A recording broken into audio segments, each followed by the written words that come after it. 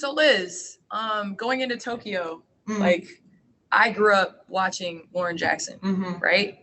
So you're representing the Australian national team. I'm sure you grew up watching Lauren Jackson as well. Yeah. She's going in the Hall of Fame this year. Yeah.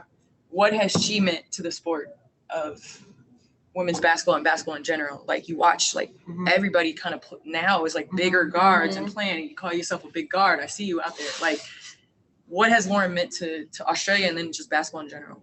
As you said before, like these are the women who paved the way. Like for me, I was so lucky that Michelle Timms was my coach at 17, like whooping my ass into shape. Like I had Lauren Jackson, like beating me up at 18, 17, like back in Australia. And I grew up watching Lauren play in Australia, and Penny Taylor, you know, they were the ones that I looked up growing to. I didn't really get a chance to watch American basketball over in Australia, but Australia, it's different. Like basketball is different in Australia. I'm lucky that Lauren is still, she's like head of women's basketball back home. So she's still a part of the game, and she's still messaging me and checking on us all the time. But she's the GOAT for me, the way she paved the way, like what she did for the game here in America. I don't think she gets her flowers here, really. I don't really think she gets her flowers back home in Australia. But seeing her go into the Hall of Fame, I think Australia needs to really wake up and realize that Lauren was the greatest athlete to touch the ball, like for Australia, period.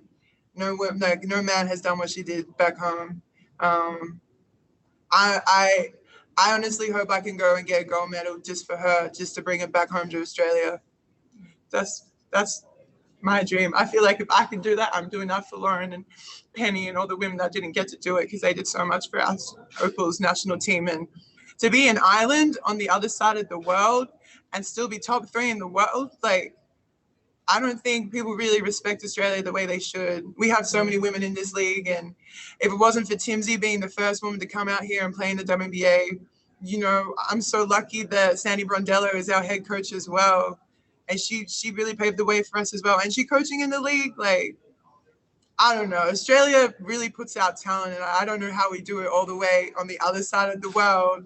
17 hours away, direct flight, Melbourne to LA, but we dogs down under, and I love representing my country more than anything.